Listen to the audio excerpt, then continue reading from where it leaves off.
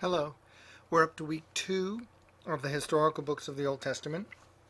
Today, for today, you will have read Judges, and during today, we will begin with Joshua and then hopefully get to Judges and do some of that. I have my notes for Joshua and Judges, and I have my ESV Study Bible, and I also have the Jewish Publication Society translation of the Hebrew Bible, which I'll talk about in a minute. So let's begin with Joshua. We got up last time to the second book, and we don't have time to go through all of the things in the book, of course, but I would like to say a few things about a few of these details. We're really trying to cast this stuff into a framework so that more study of it will be more revealing, will help us see more of what is there. In the second chapter, we get Jericho and spies and Rahab. What's really interesting from a theological point of view, which is in the end what we're interested in, about Rahab, is what you can see in chapter 2, verses 9 through 11. That includes her statement of faith. Oh, by the way, I've been to the eye doctor today, so I'm seeing through a glass darkly, which may turn out to help. But anyway, it will be good because it will remind me of what we don't know, since I'm not fully able to see anything. So if I stumble in reading, that's my excuse for today. Before the men lay down, she came up to them on the roof and said to the men, I know that the Lord has given you the land, and that the fear of you has fallen upon us, and that all the inhabitants of the land melt away before you. For we have heard how the Lord dried up the water of the Red Sea before you when you came out of Egypt, and what you did to the 2 kings of the Amorites who were beyond the Jordan, to Sihon and Og, whom you devoted to destruction. And as soon as we heard it, our hearts melted, and there was no spirit left in any man because of you, for the Lord your God, he is God in the heavens above and on the earth beneath. So it's quite a tremendous statement of faith. It makes the agreement that the spies come to with Rahab look quite different. I think it's quite important to remember that she's not just, we can talk another time about whether she's a prostitute or an innkeeper, if that kind of stuff matters. She's not just a local woman who helps them out when they need a local friend. She's expressed a fully developed sense of the identity, and so therefore the theological importance, and you would say the theological uniqueness of the Lord. If he's really God in the heavens above and on the earth beneath, that's all there is. So he's God everywhere. He is God with a capital G, in other words, is what she's saying.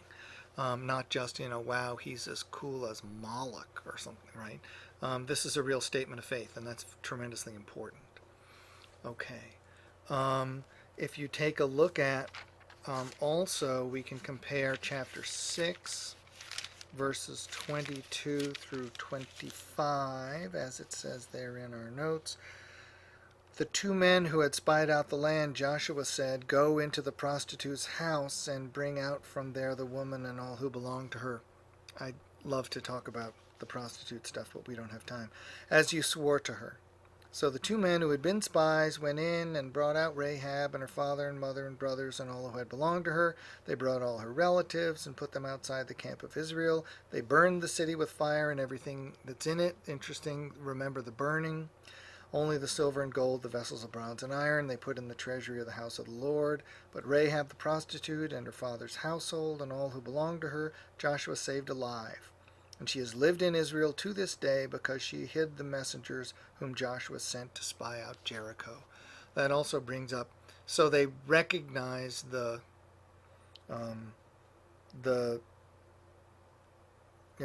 it's a reward. They're rewarding her for what they did for the spies, but she clearly is presented as doing what she did for the spies because of her faith. So is she being rewarded because of her faith or because of what she did for the spies? On the human level, certainly it's because of what she did for the spies, but on a theological level, is it because of her faith? It's something worth thinking about. Anyway, uh, that's so we keep that in mind and we remember the fire for later. Um, like to go through, if you look at chapters 3 through 8, which I put in red for you there, if you look just at these as a kind of special microcosm of the whole book, um, it's interesting to see that, if you just take these chapters, it gives you a kind of overview of what the whole book presents. Um, verses 3 through verses 3 through 5 in chapter 3, right? At the end of 3 days, the officers went through the camp and commanded the people, quote, "As soon as you see the ark of the covenant of the Lord your God being carried by the Levitical priests, then you shall set out from your place and follow it. Yet there shall be a distance between you and it about 2,000 cubits in length," which is pretty far. It's a mile. "Do not come near it, in order that you may know the way you shall go, for you have not passed this way before." And and one more. "Then Joshua said to the people, 'Consecrate yourselves, for tomorrow the Lord will do wonders among you.'" Again, the Lord is doing this, not the people. And this is clearly being presented as a sort of formal procession more than it is a military advance. Okay, that's here in chapter 4, verses 4 through 8. Joshua called the 12 men from the people of Israel, whom he had appointed, a man from each tribe. "Pass on before the ark of the Lord into the midst of the Jordan. Take a stone on his shoulder, according to the numbers of the tribes, that this may be a sign to you. When your children ask, what do these stones mean to you, you shall tell them about the waters of the Jordan being cut off before the ark of the covenant of the Lord." And so they did they took up as they were commanded, and they took up 12 stones according to the number of the tribes of the people, and they carried them over with them to the place where they lodged and laid them down there, as a sign. Okay, so that's a kind of ritual procession doing significant things. These are not stones they're going to throw at the local people, right? Like David later with his sling. These are things that have religious significance but no military value. And then finally, chapter 5, verses 2 through 9. Let's see, I'm having trouble with the numbers because they're small. Okay, "At that time the Lord said to Joshua, 'Make flint knives and circumcise the sons of Israel a second time,' because it turns out that in the wilderness the young boys being born had not been circumcised. So this is again a religious dedication. These three little passages show that the general presentation of this movement into the land of Israel is not, this is not like reading a book about D-Day, right, where they're getting all their equipment ready and stuff like this. This is a religious advance, and they're going to witness wonders that the Lord does for them. Okay, that's very important to keep in mind. All right. So if you read through those chapters 3 through 8, with your eyes open to this kind of thing, you can see that what the book is actually presenting as happening is quite different often than what people imagine the book is going to present to them. Okay, you're writing to me about the Gibeonites, so I won't tell you about that.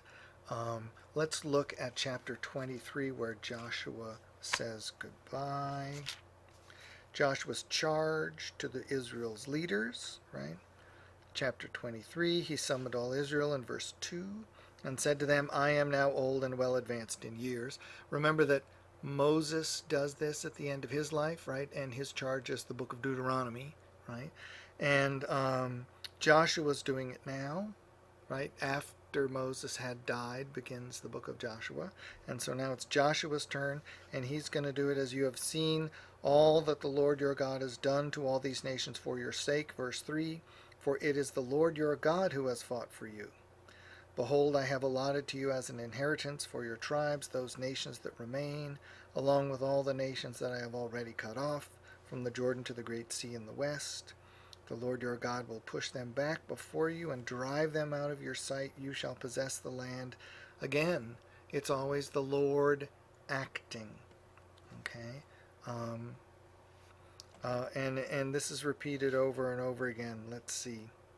Verse 8, therefore be very strong to keep and do all that is written in the book of the law of Moses, turning aside from it neither to the right hand nor the left. You may not mix with these nations remaining among you, or to make mention of the names of their gods, or swear by them, or serve them, or bow down to them. I wonder if they'll do that or not. We'll have to read further to see, but if they do that kind of stuff, then they will be putting themselves in jeopardy. You shall cling to the Lord your God, just as you have done this day, for the Lord, verse 9, has driven out before you great and strong nations. As for you, no man has been able to stand before you to this day. One man of you puts to flight 1,000. Wow, they must be tough, since it is the Lord your God who fights for you, just as he promised you. And on, right? Do not make marriages with them, right? Anyway, how does this book leave Israel? It leaves them certainly with particular requirements. It leaves them in a very different situation than the book began, but it also leaves them with very particular things required of them in order to have the Lord still on their side. Okay, turning over to page 2 of your notes, we talked a little bit about this last time. What actually happens at this time as far as we can see. I showed you maps last week in which you can see the highlands of this part of Palestine over the course of the end of the Bronze Age, beginning of the Iron Ages, becoming more and more heavily settled with small settlements. This is the part of Palestine that the book describes the children of Israel as moving into and inhabiting. Somebody is clearly moving into and inhabiting this area, so something is going on, right? There aren't too many scholars left who tried to deny that anybody was moving into the highlands, but what do they think is going on? Some argue for infiltration, little groups of people from elsewhere moving in and settling down in little villages, right? So not a conquest, but just kind of trickling in, right? More slowly, they imagine, than is going on in the southwest of the United States, but the same kind of thing. Migration, big group of people moving in, probably more along the lines of all at once, maybe more like what's going on in the southwest of the United States. Ruralization, due to the attack of the Sea Peoples. The Sea Peoples are the Phoenicians who were moving into the eastern Mediterranean at some of the times that it's possible that this is happening. We know about them from the records in Egypt, where they fight against the Sea Peoples long and hard for a number of generations. And so if the Sea Peoples are coming into the coast of what is now Israel, then the ruralization would be the local people leaving those seaside big towns and cities and fleeing up into the hills and settling in these little villages, right? So those are all things that scholars suggest. These are all different possibilities which are in different degrees and in different ways arguing with the general picture which is presented in the book of Joshua. Okay? If you read the book The Battles of the Bible, which I think is in the 3rd page of these notes, it really is a wonderful book. Very important for helping you understand the way all of the fighting in the battle works, up to and including the books of the Maccabees. I really recommend it. Written by 2 Israeli soldiers who have not only know Israel and its topography like the back of their hand, but have also fought in a lot of these places themselves in the various wars in the 60s and 70s and since. And so they have a lot of very interesting things to say about how warfare in these little valleys and hilltops actually works. I found it very illuminating, and I really think it's a resource that everyone should make use of. It's not the kind of book that people usually think of when they think about reading books about the Old Testament, but I really do think it's something that everyone should take, should get a copy of and have on their shelves. I think it's very helpful. Okay, let's talk about miracles in the story. For some people, of course, there's no such thing as miracles. There's only misunderstanding and lies, right? So these would be three examples of things that they would instantly dismiss as lies. They're quite different from each other, and how you take them is quite different. To say about the walls of Jericho, because we didn't do the Torah this time, we didn't talk about the Exodus.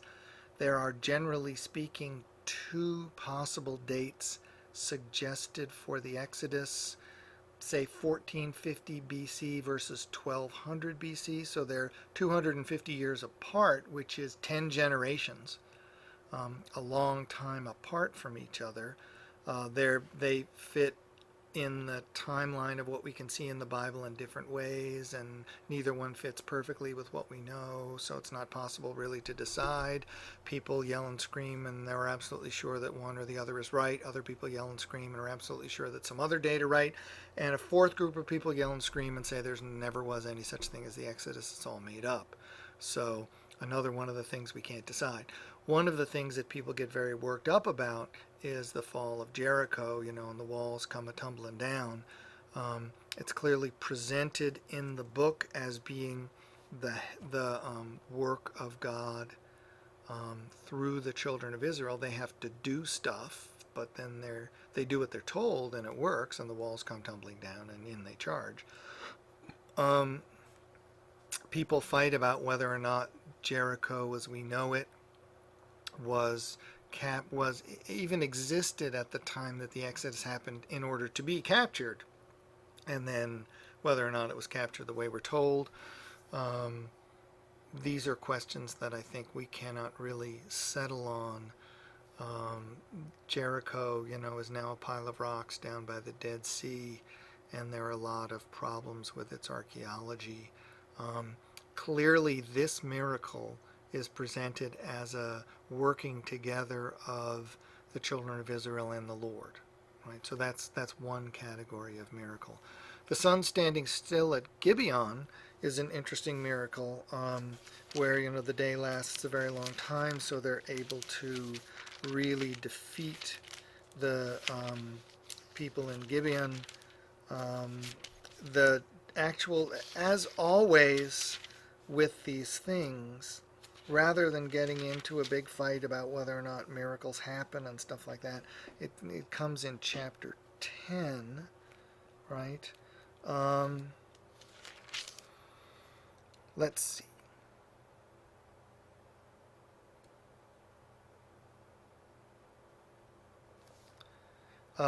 Let's start with,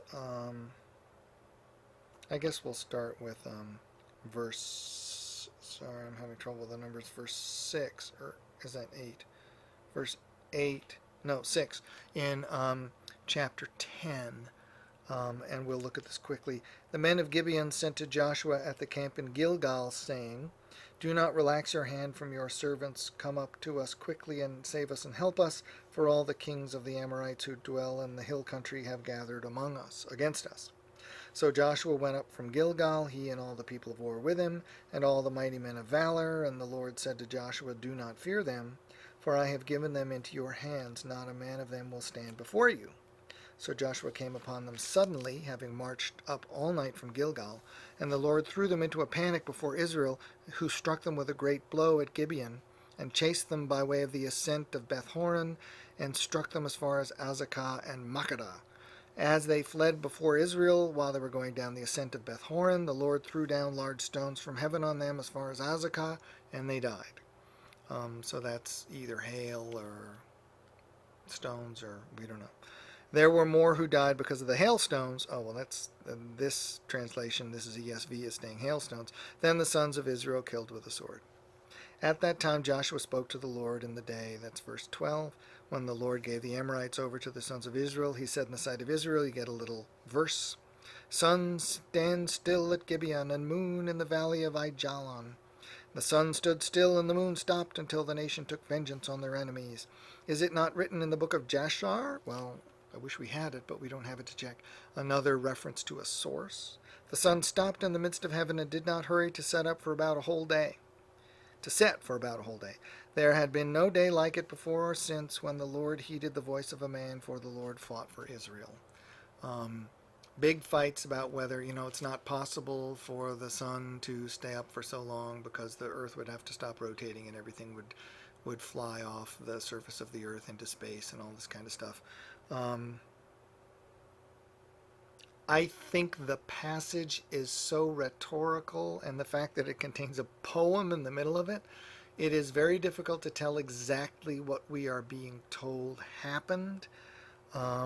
If you've ever been, I just went to the eye doctor today. It was actually very quick, but when my wife goes to the doctor, it takes a million years, right?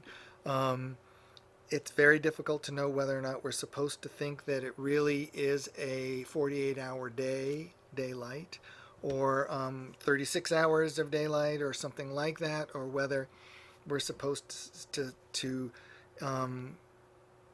understand that that's what it seemed like, or it was as useful as.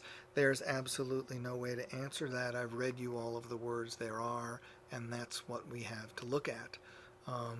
I think that this may very well be one of those things that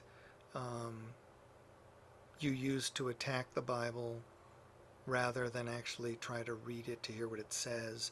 Is this really a statement that the Lord changes the speed of rotation of the earth, or is this a statement that the Lord makes sure that the children of Israel have enough time to smite their enemies all they can, so the Amorites have a bad time?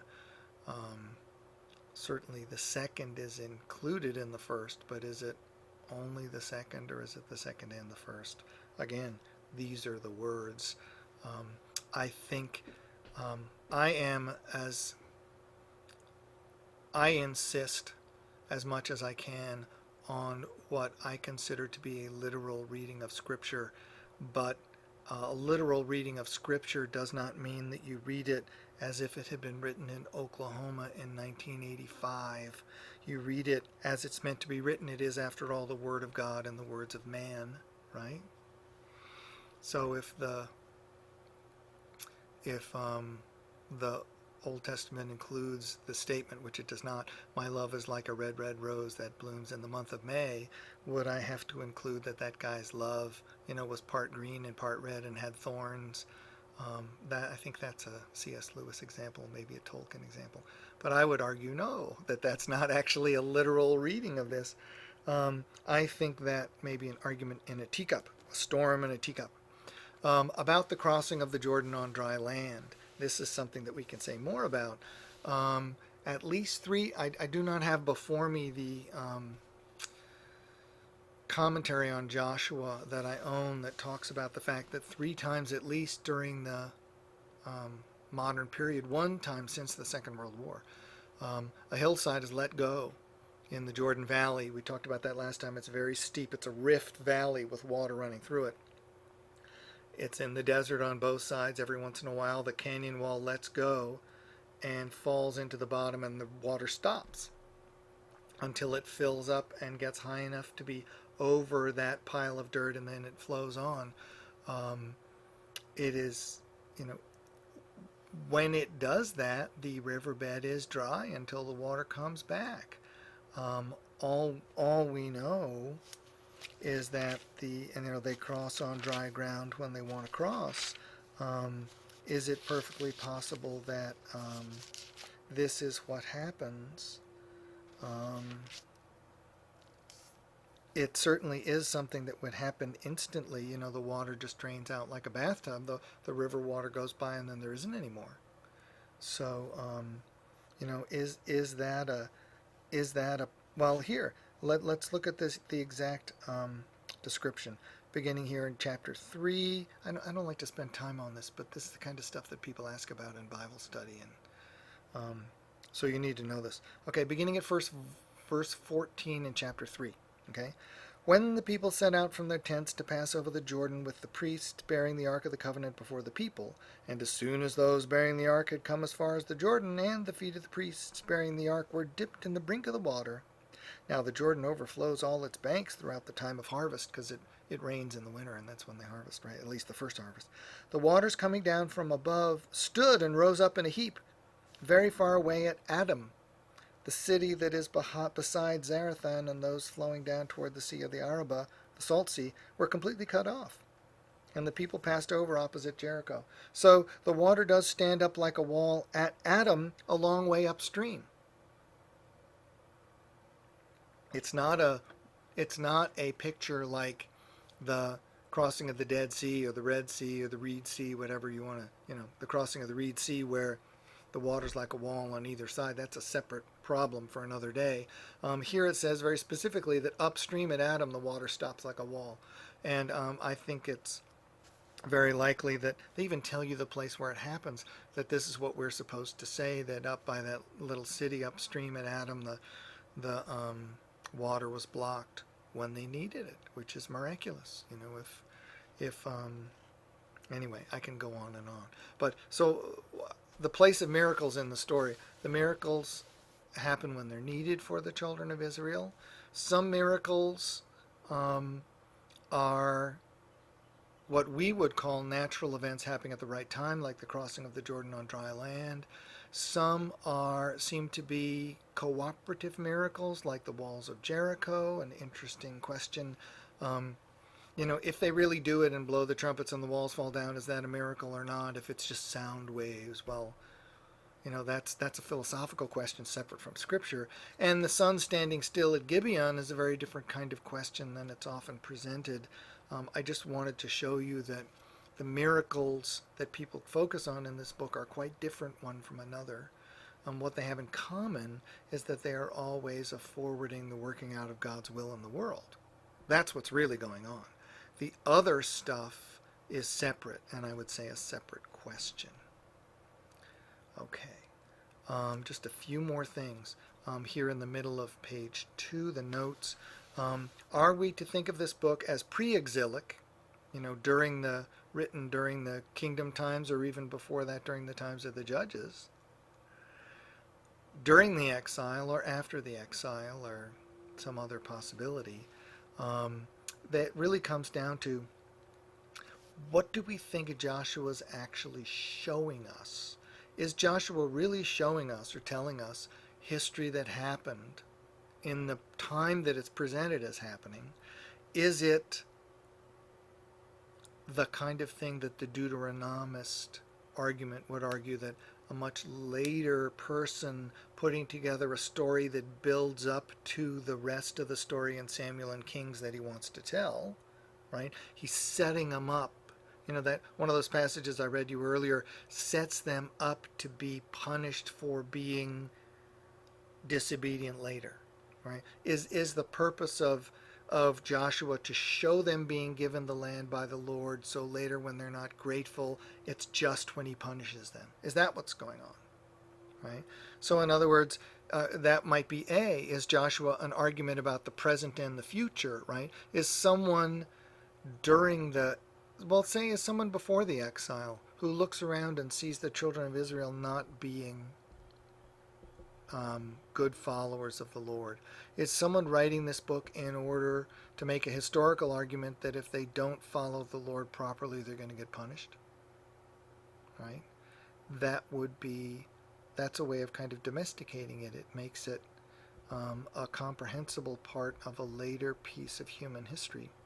Is it an argument for a certain social location of the temple cult? Is it an argument pro-temple cult? Is it because, of course, there is no temple, right, in the book. Is it an argument that in the good old days there was no temple, and that's when things actually worked, at the time when the Lord actually gave the land to the children of Israel? You notice there's no king and there's no temple, right? That's when things were good, back when there was no king and no temple. So is this an anti-king, anti-temple person writing? Certainly possible. Right? Is it a hero story? Is it a kind of, epic hero story where Joshua might be the hero, or Israel as a group might be the hero? These are all possible. You can certainly write a book like that. Those are all things to think about. And of course, each one of those possibilities, and lots of others, Like, even if you hold to the fact, as I pretty much do, that it's history meant to tell us what happened at a particular place and time, the reason for writing it and what you think you're going to do with it would be very different if you wrote it during the period of the kings, or during the period of the exile, or during the period after the exile, even if it is history and that's what you know it is. The reason you write it would be quite different. So even if you're a trusting soul like me and you want to buy into it, these are still questions that are very interesting to think about. Okay, last point. The harem, those Hebrew letters which you read from right to left, harem is how you say it, which is the dedicating to destruction, or dedicating to devotion of the Lord, or dedicating to be separated out for the Lord and not for people, and so you just you burn it so the Lord can have it and you don't. This is if let's look at chapter 7 verses 10 through 15. This is some of the stuff people get worked up. I will send you after this 2 long lists of books. I mean, they are long. They're like 18 or 20 pages about the Old Testament, and also commentaries and things like that.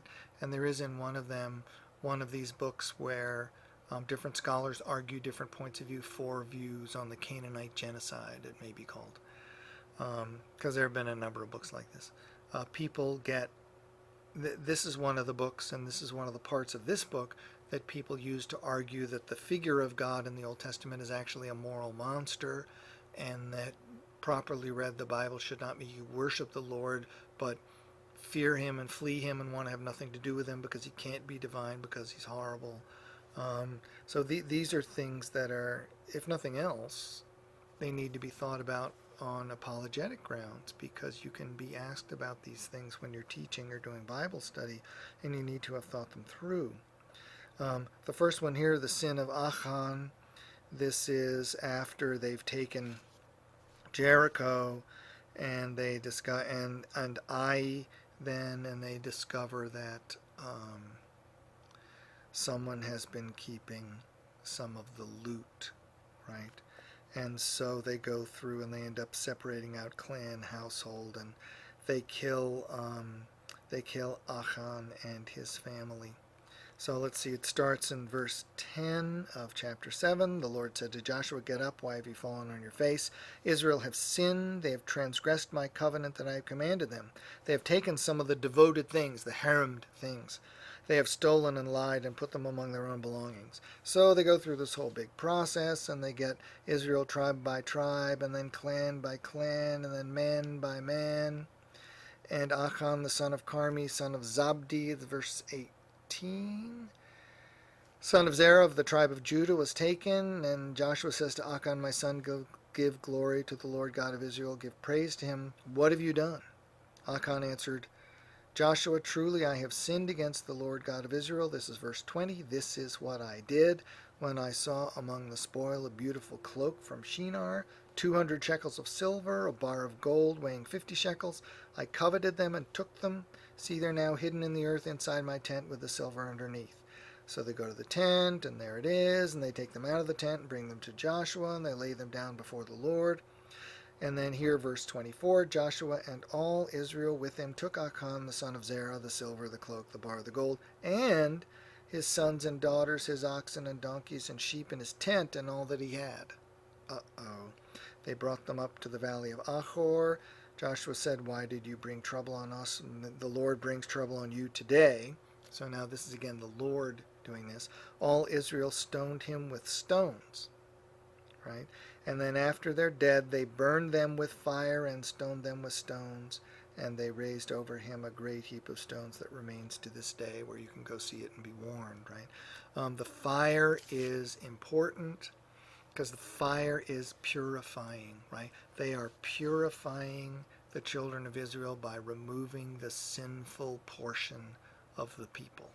They are making themselves worthy to walk in the presence of the Lord by purifying themselves from Achan and his family. That's what's going on.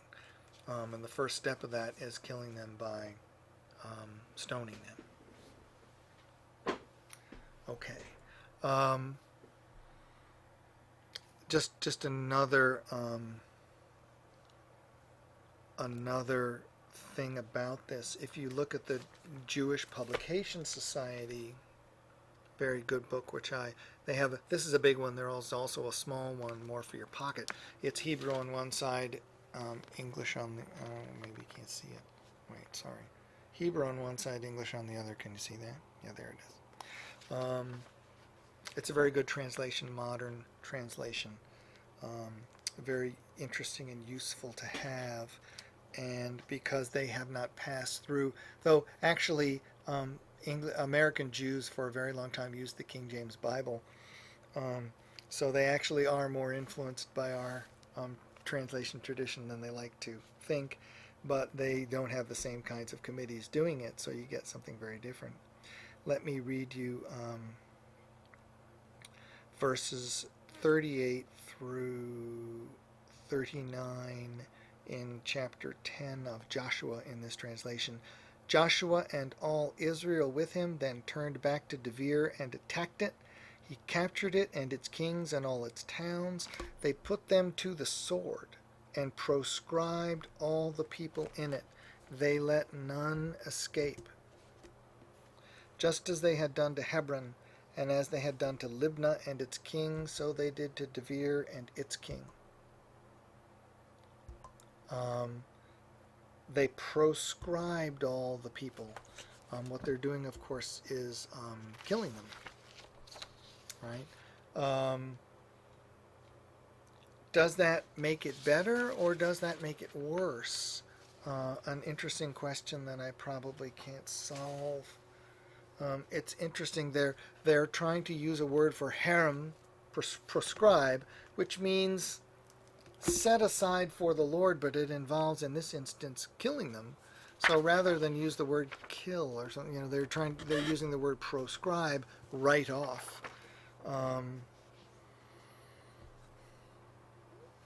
And I understand why they're doing it. It shows an awareness, not just in the Christian tradition, but in the Jewish tradition too, of the difficulties that go along with this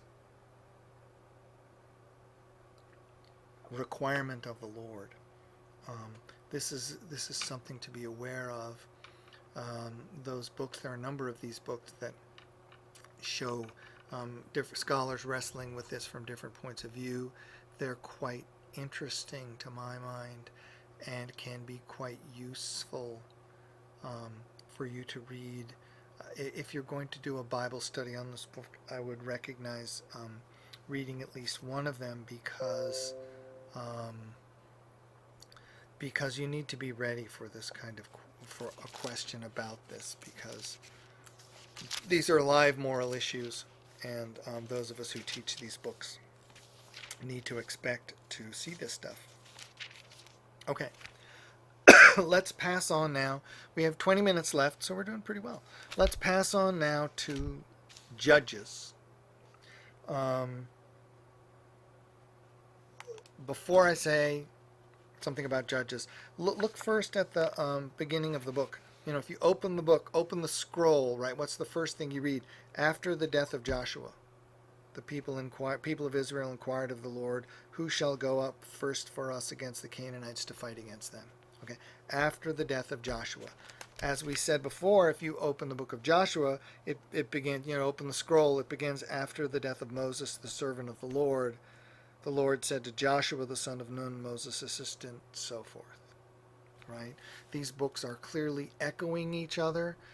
Joshua locates itself very carefully after the books of Moses. Moses is dead when it begins. Judges locates itself very carefully after the book of Joshua. Joshua is gone. So we've had four books of the Old Testament. We had Moses as the leader of the children of Israel. For one book, we've had Joshua as the leader. And sometimes Jewish people have referred to the first 5 books of the first 6 books, because there are 5 books of Moses, first 6 books as the Hexateuch, the 6th part, work. And they have also referred to the first 7, including Judges, as the Heptateuch. In other words, all the stuff before Samuel has periodically and repeatedly been recognized as falling into some particular kind of category. And it's interesting that they're kind of multi-steps. First there's creation and patriarchs, then there's Moses, then there's Joshua, then there's Judges, then you get into kind of full-blown developed Israel, and you get kings and stuff like that, right? And what really happens in Samuel, before you get temple, you get kings, right? This is the pre-king stage still. A word about Judges. It's very clear that, and people St. Jerome complains about this, in the 400s AD. Everybody agrees judge is the wrong word.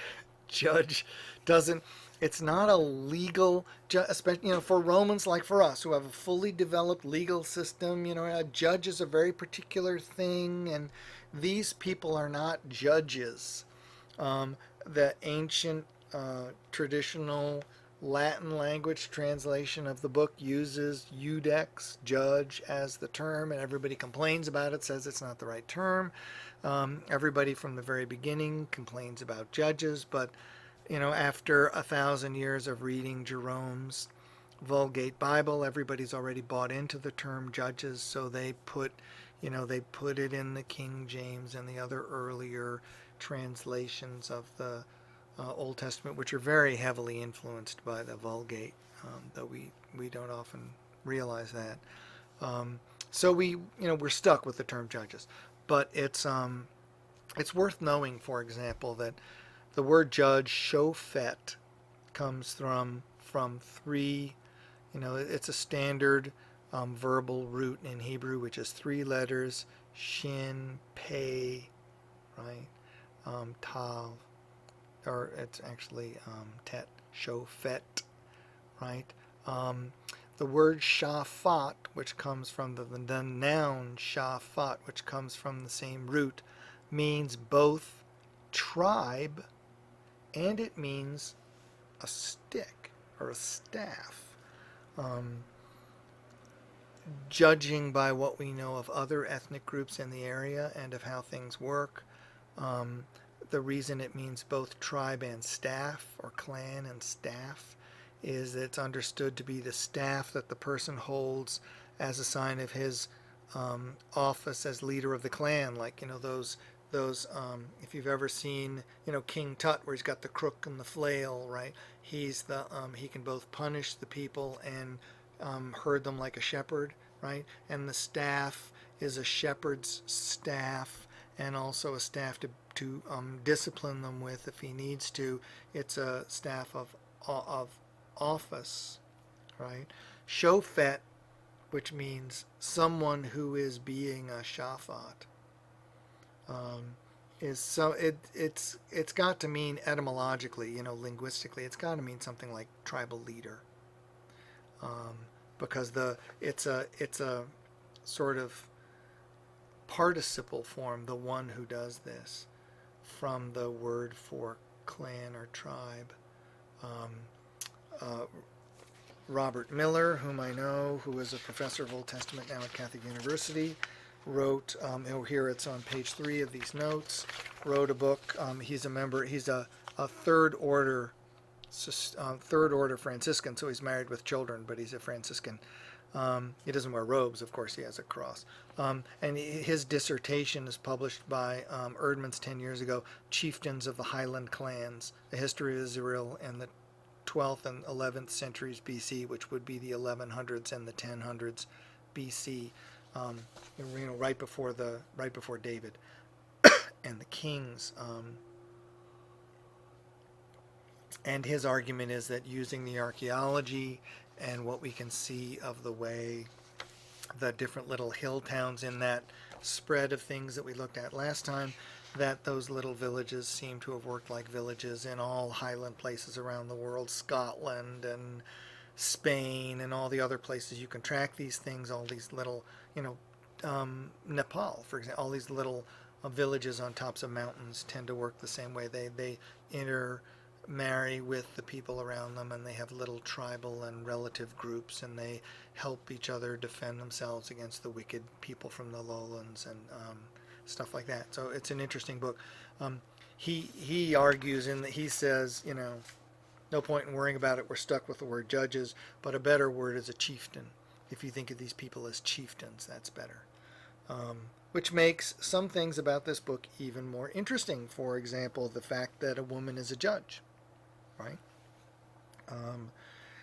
Anyway, there are a couple of things to remember before we start looking at the book. One is, it is impossible to make a completely satisfactory timeline out of the book of Judges. We don't seem to be given enough information to know exactly how much time is passing. One of the things that seems to go on if you take, if you're doing archaeology and you're trying to locate all these people, right? The judges are usually located in a place. And if you try to track the places and where they're judging and stuff like that, if you just read the book through, you can read it through with an assumption that one judge comes after another. The book never insists on that. The book never says that. And it seems most likely, because of the place names and how they seem to vary, that if we were really going to write a history of it the way we write history, that these would be overlapping timelines. In other words, it seems to be a mistaken assumption to assume that when there is a judge, that means that person judges all of Israel and there are no other judges, and then that person dies and then things fall apart and then you get another judge who judges all of Israel. That doesn't seem to be what's happening. Exactly how it works and exactly what the timeline is, we do not know. One of the things which is interesting about this, if you look at the first page of notes, there's quite a long tradition of dividing the judges into major and minor. Partly it is based on how much we're told about them, though someone like Othniel we're told very little about, which is one reason why I got you to write about Othniel in your paper for today, because nobody ever pays any attention to Othniel at all. So I thought I would make you do that. Othniel, he gets 5 verses, 7, 8, 9, 10, and 11, which is not a whole ton more than 3 for Abdon or 3 for Ibzan, right? Or 3 for Jair. He's not major that way. He seems to be major in other ways, in sort of filling a particular role in the story. That's one. So this chart on page 1 is a very traditional thing to do. As I note at the bottom, people love to do this. It gives you different passages to look at, and it also makes it all look organized, right? If you're trying to make sense of something, right? The first thing, my mother, who was a math teacher, among other things, she would always teach us to sit down and figure it out, sort it out and make sense of it, is what she would say. Well, that certainly works with math. Not that I was ever able to do it with math, but it does work with math if you can do it. It doesn't necessarily work with history, because history can be messier than that. Turn to the second page of notes. This is an outline which is given in the Biblical History of Israel by Provan, Long, and Longman on page 160, and they get it from a man named Gooding. I think this outline, when I did a Bible study on Judges, this is the outline that I gave them, because I think it's very illuminating, and because I think it can help you understand what's going on in the book, as opposed to what's going on in the story you're looking at, right? You have to make a distinction. So before we start looking at some stories, let's think about the whole book, okay? Gooding, and then after him, Provan, Long, and Longman, argue that the whole outline of the book is a sort of parabola whereby at the beginning, um, generally speaking, when Joshua dies, things are pretty good with the children of Israel, right? They haven't conquered everything, and they've got problems that certainly we looking back can see coming. But as things, they managed to cross the Jordan, they managed to move in, they managed to conquer areas, they divided it up, they all agreed that they would be good, and things are in a pretty good stage. The book of Judges is the story of how in that situation they respond in ways that take them through an arc that leads for a while through what looks like it's going to be a successful attempt at living as God's people in the promised land, and then it collapses at the end. So the end of the book is worse than the beginning. Things have gotten worse. So just to look ahead, coming up is going to be the books of Samuel, and in the books of Samuel, things are going to get so rotten. We will see that the people will cry out for a king, right? At the beginning of the book of Judges, people don't feel the need for a king. They don't want a king. By the end of the book, you can see why they would want a king, because things have really fallen apart. So what's interesting is Gooding sees this as a kind of a mirror, and this is a very popular way of organizing an ancient work, right? To have it be a kind of mirroring back to front and then centering on something in the middle. So it begins with politics, Israel against the Canaanites, the children of Canaan, sets up the situation in the first chapter, right? Then a passage on religion, Israel goes wrong, right, and serves other gods. Then you begin to get judges. They call them judge deliverers because they're trying to get away from the term judges, but they're stuck with it. In other words, people who are not going to just tell the people how they're doing, but people who are going to act in ways that save them from themselves and from the bad situation that their bad behavior got them into. So then you get Othniel, then Ehud, Deborah, where things seem to get better and better. And notice, first Othniel has this good Israelite wife, so that's a good thing. Ehud, slays the foreign king. Deborah looks after Israel at a time when Jael, the wife of Heber, kills the commander of the iron chariots, Sisera, and you get that wonderful passage about his mother waiting for him to come home when he doesn't come.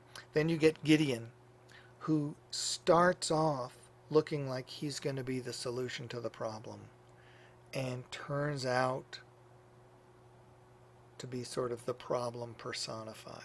Right? He starts, he's at the highest point they get to, and he begins the downward trajectory.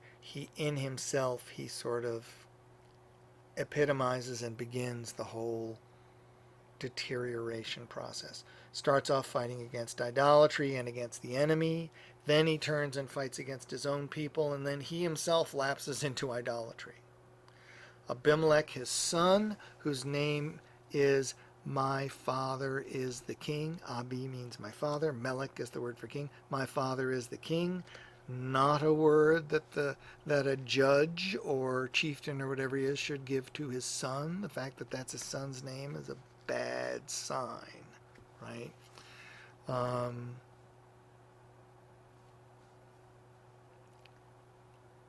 Abimelech, continues the downward trend. It takes a woman to finish him off by throwing the millstone down and squishing his head.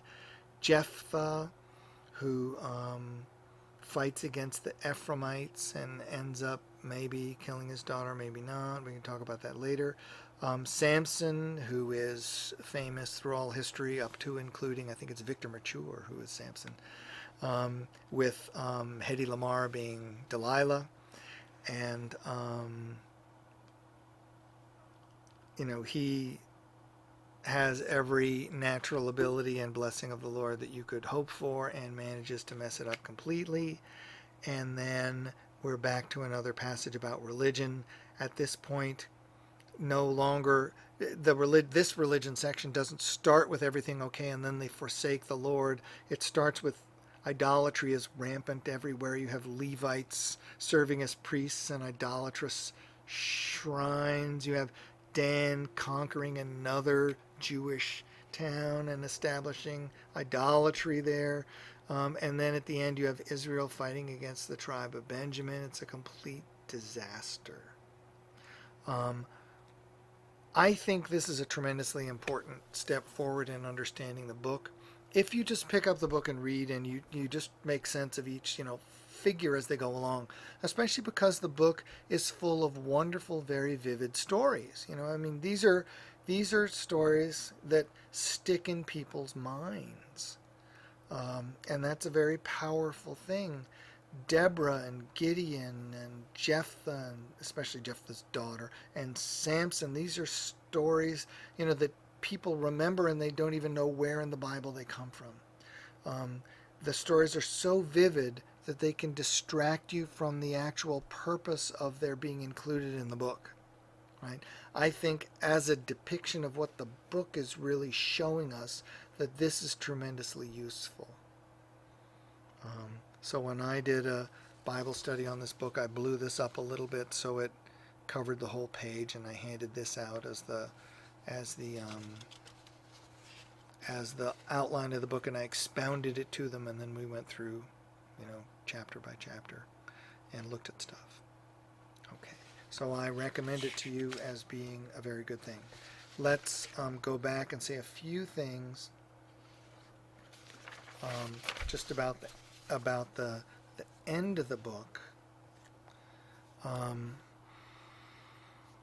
There are horrifying stories I'm now looking at the first pages of the notes again. There are horrifying stories in chapters 17 and 18, Micah, the idol, and the Danites, and then the Levite and his concubine, where she gets raped to death and he cuts her in pieces and sends her around, and there's a civil war, and they wipe out the tribe of Benjamin.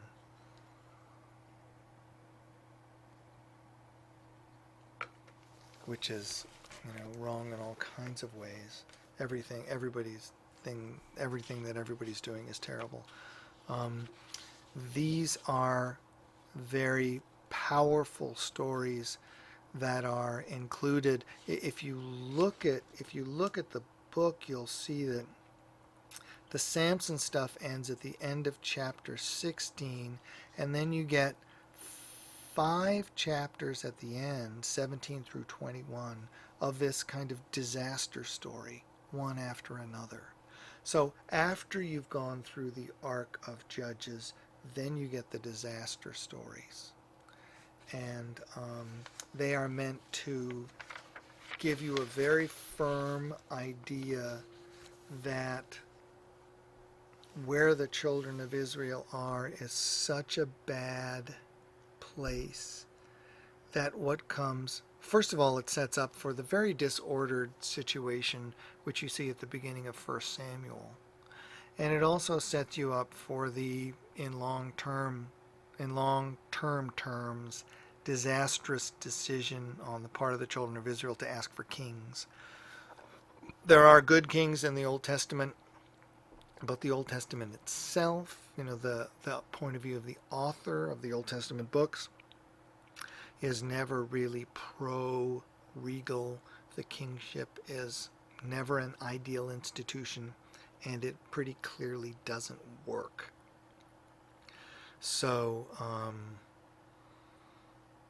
that's where the book of Judges leads us to a point that we can understand where Samuel begins. So when we turn to Samuel next week, we'll sort of understand where we're coming from. So that takes us to page 4 of our notes on Judges. I think we can look quickly through this page at the beginning of next week's class, and then we will look into the first book of Samuel. So we're beginning to make some progress, and we're also beginning to see the history of the children of Israel kind of unwind in front of us. One of the things that always strikes me is if you read these books in the order we are reading them, you do get a coherent history. And I think this is on purpose. At the end of the course, I'm going to say more about that, I hope. But I'm not led to downgrade their historical accuracy for that reason, like a Deuteronomist historian might be. But I do think, I do think that it tells us important things about what's going on. So thank you all very much. I will post this and send you files of text, and I look forward to seeing you again next week.